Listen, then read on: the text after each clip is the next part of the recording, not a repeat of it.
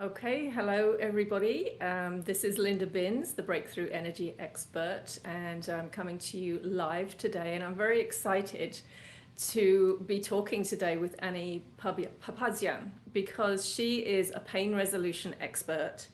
And I met Annie, I think it was last year, wasn't it, Annie? And we just hit it off right away. We've had some great conversations, and I just wanted to bring what she does and her expertise to this community because I know, especially as highly sensitive people, very often we can struggle with things like pain in certain areas or whatever that is, that many practitioners don't know how to help us. And you can go from person to person and not find relief. And I think what Annie does is going to be really beneficial. So I will stop talking. I'm going to ask Annie to introduce herself. And I just love to know, how did you get started with this, Annie?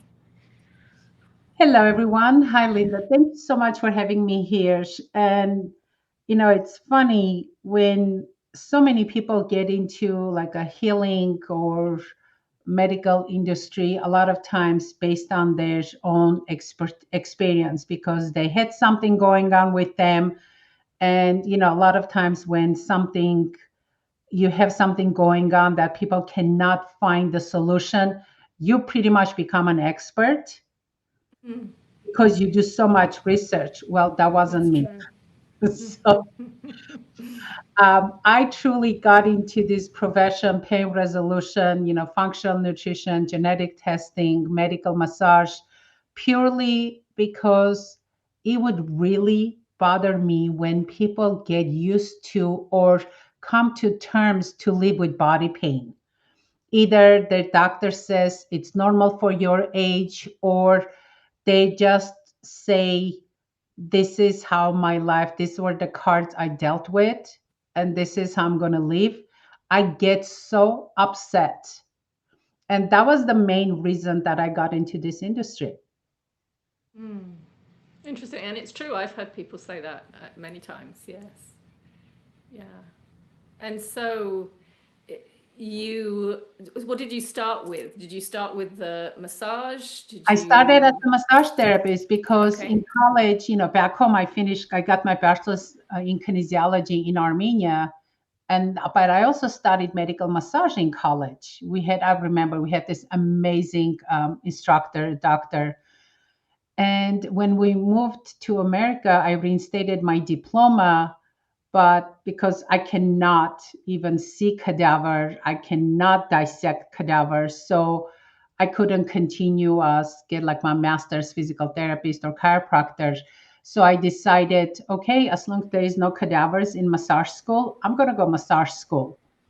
And so Mm. I did start as a massage therapist, but my passion was medical massage, pain relief, and not a relaxing or Swedish, or a lot of times in America they think it's a luxury to get a massage. It's like, no, it should be part of your mainstream medicine, medical practice. It should be like covered by insurance, handsomely covered by insurance, not $13 per session, you know. Yeah. And so yeah, I started with a medical massage therapist. I was like for like 15 years. I was a massage therapist, and then I decided to get more into nutrition and then genetic testing. And what are some of the typical things that people come to you with? So the top four issues that I see most of the time would be neck pain, back Hmm. pain, shoulder pain, and feet. Ah, okay. Yeah. Feet's been a big one for me. I know. Feet has Well, been a very big one for me. yeah, it's like a lot of people, I see a lot of plantar fasciitis.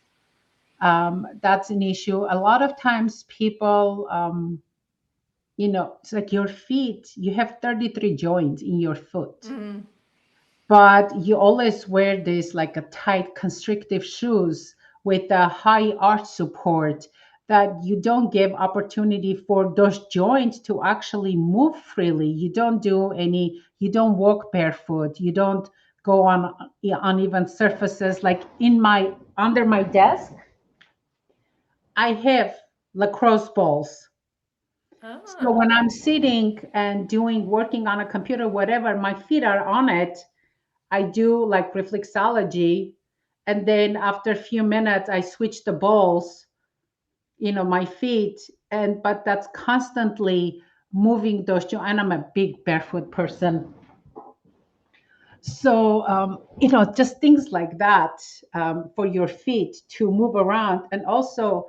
It's a reflexology. Your full body is on the bottom of your foot. Like imagine I'm yes. constantly stimulating those acupressure points. That's really fascinating. I will have to try that. But yeah, I mean, I learnt the hard way because I did used to wear those shoes, and I absolutely cannot anymore. I have to wear the barefoot type shoes, with no heels or anything like that. And I developed a neuroma in my foot, and I've had treatment for that. But the thing is, and then I play tennis, so it Mm. exaggerates it even more. But what you don't realize is how your feet impact the rest of your body. So it goes up to your knees, which affects your hips, which affects your back, which affects your neck. So it's all connected. And so, like I said, I learnt the hard way. But so, for example, what kinds of things might you suggest for someone who has, let's say, foot issues? Well, depending what is it they have. The first Mm-hmm. thing I'm gonna see, just because you feel pain there, doesn't mean that's where the root cause of your pain is coming from. Mm-hmm. The other day, I had a brand new client who came to me for lower back pain. He had it for several months, and as usually, I test their body. I start from foot to the top of the head, and then I start treating from head to the bottom. And as I was testing him, his jaw, he had extremely tight jaw and tongue. And I started releasing the tongue. I said, just go with the process. Like, don't question what I'm doing. Just trust me. I'll show you. After a few minutes, releasing his tongue, I went and checked his lower back. He couldn't believe it, Mm-hmm. how different it felt. But that was the same thing going all the way down to the feet. Like Yes. I have clients, so my first thing would be let's figure out what's the contributing factors. Just because you feel pain there doesn't mean that's where we should treat. And I've had so many times the clients would say, that's not where it hurts. I'm like, yes, I know. They're like, but it hurts here. And sometimes I will say, I know, just shut up. Like, let me do my thing. And then Yeah. we can. But yeah, so the first thing is let's figure out where is the root cause of it. And Yes. then we can address, just kind of come, because sometimes when you release something, it will create a chain reaction, and it would just release it. But I used to have neuroma, and oh my God, it was so painful. I cannot tell you how many times I had to stop in the middle of the road, take my shoe off. I don't care where I was, because that sharp, like someone is just stabbing you in your heart pain. Yes. And it didn't matter if I was wearing flat shoes or high heels. It really didn't matter. Mm. But I don't know. I'm a barefoot. Like I wear barefoot shoes, and usually now the shoes I wear have a wider front. Yes. I haven't had any neuroma pain in the last few years. Yes. That's wonderful. When I first had the neuroma, and I didn't want to go for surgery, and I found someone who does, he injects your plasma from your blood. He makes the platelet rich plasma and injects that into the neuroma.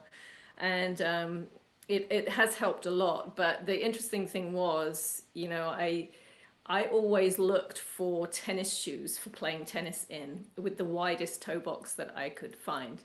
And so I thought my shoes were quite good. And after I'd had this treatment, and when I was ready to go back onto the tennis court again and just, try, my shoes were excruciating. I could not believe that I had played for years in these kinds of shoes because it Mm. would just, even though they were wider, I just couldn't wear them. And eventually, because at that time, the people who make barefoot shoes did not have a shoe for playing tennis in.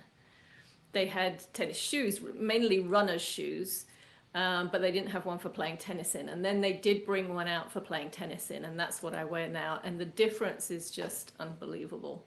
It really is unbelievable. But I couldn't believe I'd been playing in those shoes for so many years and thought they were fine, you know. Wow, yeah, But it's not different. I remember mm, when I used to do cardio kickboxing, I would always wear CrossFit like shoes because the running shoes, they're designed only to go back and forth. And when yeah. you're playing tennis, you have to go side to side, all different directions. And if the shoe is not designed, oh, it completely can destroy you. Mm. But it just really was a great example to me of how we do wear shoes that just are not good for us, and they cause not just foot problems, but like you said, they cause all kinds of other problems as well. And then you don't associate it necessarily with the shoes. So if people don't know what barefoot shoes are, they're shoes that are sort of the closest to wearing no shoes at all. So they allow your feet to move in a natural way, and they're wider, and they fit your foot properly. Um, yeah, I mean, looking at footwear, I think is a really big thing, because that affects so many other things. Now, one of the other things I do get sometimes is neck pain. So typically, is there? I know it's different for everybody, obviously, but are there any sort of general rules or general things that affect people? I know you mentioned the jaw. Is that one of the things that affects the neck a lot?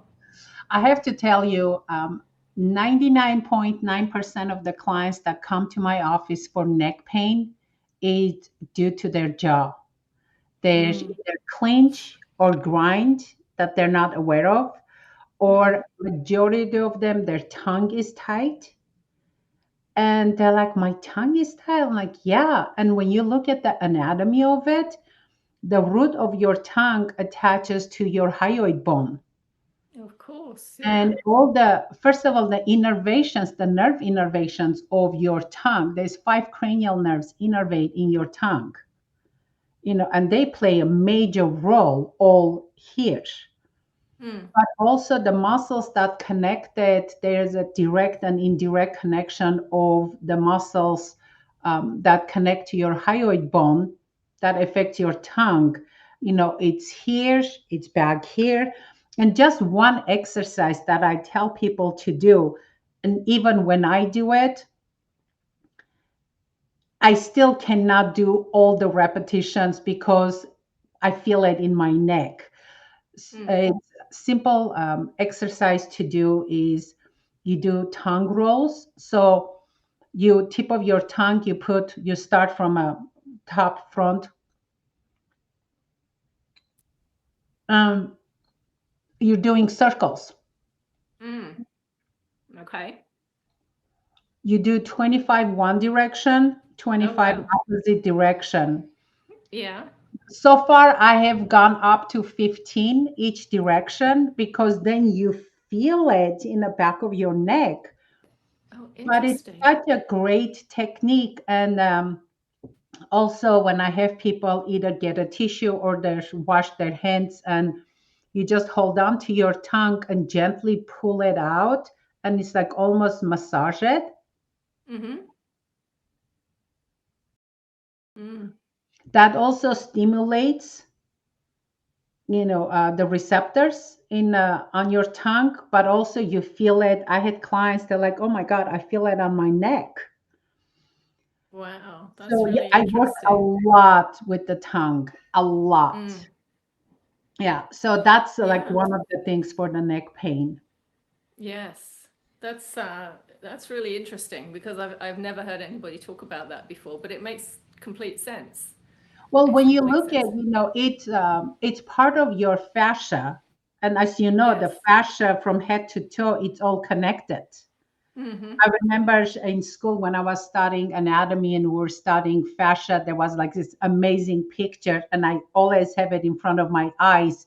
It was a sweater, like knitted sweater, and someone was like pulling from the bottom of it, just one string they pull, and it showed how um, the whole sweater, it got completely, different. They changed its structure. Mm-hmm. Well, the same thing with our body. Our fascia is connected. I think with the tongue, it's called the front line. The connection of the tongue to your diaphragm, and then to your like psoas muscle, all the way down to your feet. That fascia is connected from head to toe. And Wow. yeah, Yeah. that is why when I released the tongue, all of a sudden, when I palpated your diaphragm and you were so sensitive, like ticklish, because you had that withdrawal reflex, I go back and test, and you're not ticklish or sensitive anymore. Interesting. It's just the Yeah. fascia. You just got to release that fascia. Yeah. Now, I know you work hands-on with people, obviously, but can you work with people long distance? Do you work with people sort of over Zoom or anything like that? Yeah, like I teach techniques like this. There are so Yes. many self-help techniques that I teach people based on whatever they need help with, that they can do themselves. They can teach friends and family.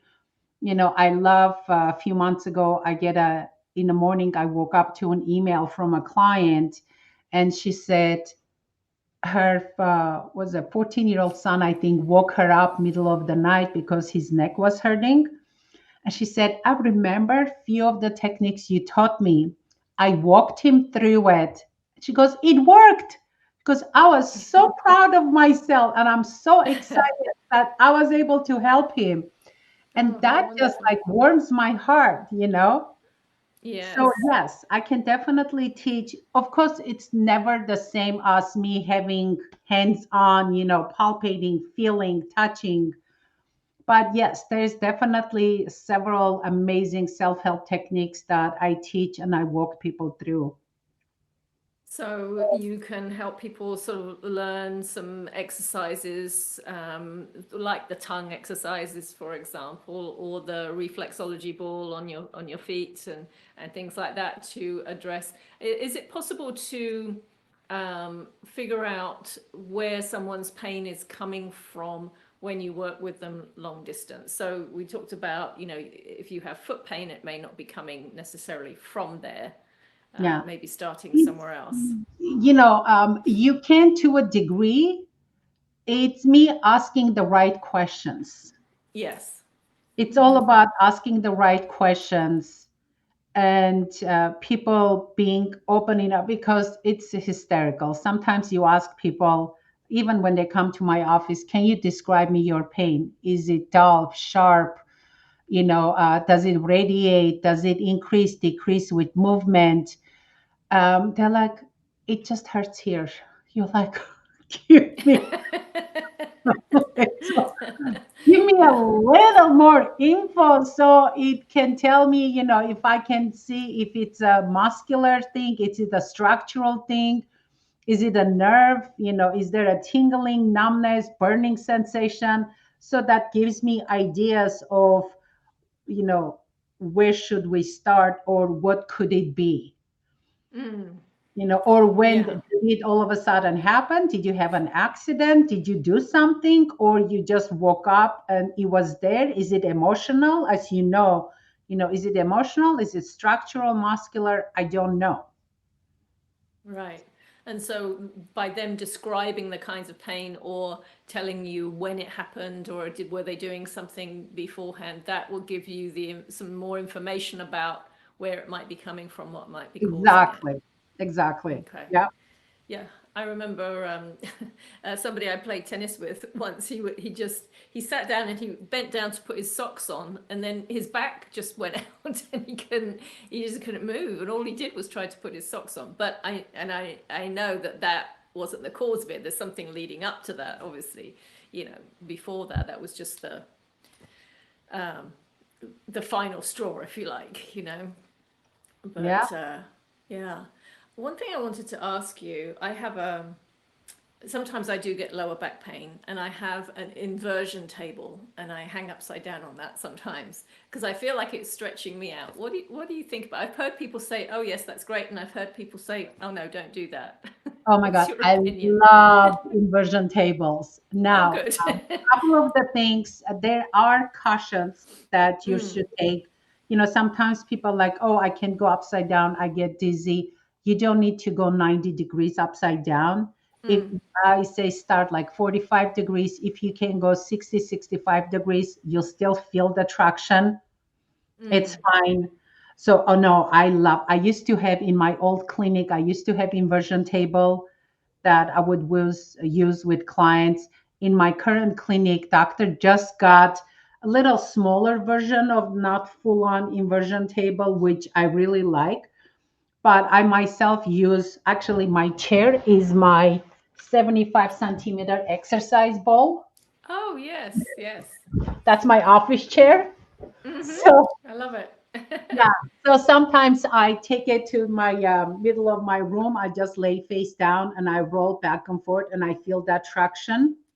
Yes. And it's so important, especially if Yeah. you have people with disc herniations. It's so good to get that release, to get that Mm, separate those vertebrae, so it gives them some relief. Yeah, I yeah. love inversion tables. They're fantastic. But again, Um, at the same time, it's like don't go lay on it 15, 20 minutes. oh That's not no. good. No, I do 5 minutes. 5 minutes It. is That's enough. it. Yeah. I would say 3 to 5 minutes and you're done. Yeah. Yeah. No, it does help. And sometimes I forget to use it. And then when I start to get low back pain, I just think, oh, I feel like I need to be stretched out a little bit. And Yep. the version table helps me. Now, you mentioned that you do nutrition. You talk about nutrition as well. And I know that plays a big part in, the health of our bodies and the structure of our bodies. Could you talk just a little bit about your approach to that? Especially when people, I'm sure you've seen it, people that come with chronic pain, a lot of times chronic pain is systemic inflammation. I Yeah. don't care how good I am, how good the practitioner is, what fancy techniques we use. If you do not address the systemic inflammation, which comes to dietary, changes, making lifestyle Mm. changes, you're never going to get the full positive benefit of what we're doing. And that was Yes. actually one of the reasons after 15 years of doing medical massage only, I decided to go and get my nutritionist certification and then got into more functional nutrition. So when I look at someone's blood work, I can right away tell if they have systemic inflammation, even though they say, my doctor said my blood work looks good. But Yeah. it's such an important factor of not so much if you were in a car accident and you have a neck pain or you played sports, no. I'm talking about more of a chronic pain. Or if you want to keep the quality of your life, long term, yes, nutrition plays a huge role. But a lot of times the systemic inflammation or just one client, amazing, she has gorgeous body. I mean, she's an actress. I'm in LA, there's like most of our waiters and waitresses are gorgeous people. you know. But she's an actress, working, very successful working actress, and but she would say, I'm just getting bloated. And when I did looked at her genetic report, she had a gene that made her very sensitive to gluten. And I said, that's all you need to do, lay off gluten. Since then, she goes, Ani, I'm not bloated. I don't get that feeling anymore. She goes, the one thing, just gluten, Mm. get rid of the gluten. made a huge difference in the whole her systemic inflammation. Wow. Yeah. And I've heard that many times actually for people. Gluten, some people are very sensitive to gluten, and it's amazing what effect that can have on the body, and just eliminating that can make such a huge difference. Yeah, the Yeah. funny thing is also, I mean, we're living in the United States, but I'm sure you know that I have some clients they cannot touch gluten here, but they go to Europe and they have absolutely no issue with gluten. They can eat the bread Mm. and everything, and nothing. Yes, And it, I'm the same. Yeah. yeah, because There's of something about the the gluten here. Hmm. yeah, because it's so hybridized, Mm. that our body does not recognize that protein. Yes. So Yeah, yeah, very true. And again, particularly important for highly sensitive people to be aware of that, because our sort of nervous systems are a lot more sensitive to things than many other people. So that's an important part of it. So, I mean, I could talk to you about various body parts all day, and I just love hearing this information. But if anyone wants to find out more about you, connect with you, learn about whatever you're doing right now, how would they do that? And do you have any programs or anything going on right now for people to know about? well, the best place would be my website. But when you go on my website, there's actually a little gift for you. You can 5 body pain hacks. If Ah, you sign up, you will get for the following 5 days, you get very short videos. I think the longest was like 4 minutes. So you get the short videos for the next 5 days of me addressing different body parts. Like I think I have neck pain, back pain, lymphatic drainage. So I teach self-help techniques in those videos, and also there's a downloadable PDF like for lymphatic drainage that you right. can get. So that would be a really cool gift for your audience that they can access. And if you can share my website, it's right on the homepage. It says 5 body pain hacks. Yes, I will put your website into the comments so people can easily find that. And I think I'm going to sign up for your body pain hacks. I think that would be great. Well, I think especially as we get older, it's like all the help we can get, really, because there's something's going to ache, something's going to hurt, and especially if you're active. Then I think there's going to be something at some time. And I found, like, particularly playing tennis, and I was not sporty growing up at all. I didn't start playing until I was in my 30s. But you think when you're younger you can just go out and play, but now there's this whole stretching routine like before and after I have to do, so just so that my body will respond. Oh dear, yes. Oh, yeah. No, I get it. I get it. Yeah, well, this has been really insightful, Ani, and I thank you for taking time to share with us today. And I do hope that that people will watch this and get in touch with you, because they don't. You're right. What you said at the beginning is so true. People don't have to suffer with long-term pain. There's always something you can do about it, and maybe just a technique or two from Ani will help you. Just knowing the right things to do. Yeah, and one of my favorite quotes is, and I think it's also on my website, it says, pain is inevitable, suffering is optional. Oh, that is so I, true. That is I so love true. that quote. Yeah, it Yeah. is optional. You don't have to suffer with it. And just because you may have been to other practitioners, you may have been to doctors and they haven't been able to do anything, that doesn't mean you can't do something. So I encourage people to reach out to Ani and just find out, just see how she might be able to help you. And go and take a look on her website and see what she offers, because yeah, suffering is optional. You don't have to put up with it anymore. So, well, thank you again, Ani, for spending time with us. I really appreciate it, and I'm going to sign up for your hacks so I can play with those. I'll let Thank you you know so how I much. get on. Yes, please do. And I just had a practitioner. She signed up also. She's like, oh my God, I'm learning so much. This is so cool. Yeah. So, There's always something to learn. Yes, there's always something to learn, and I love learning new things like that. So, thank you very much. We're going to say goodbye to everybody. I will end the live stream, and thank you everyone for watching. thanks for having me.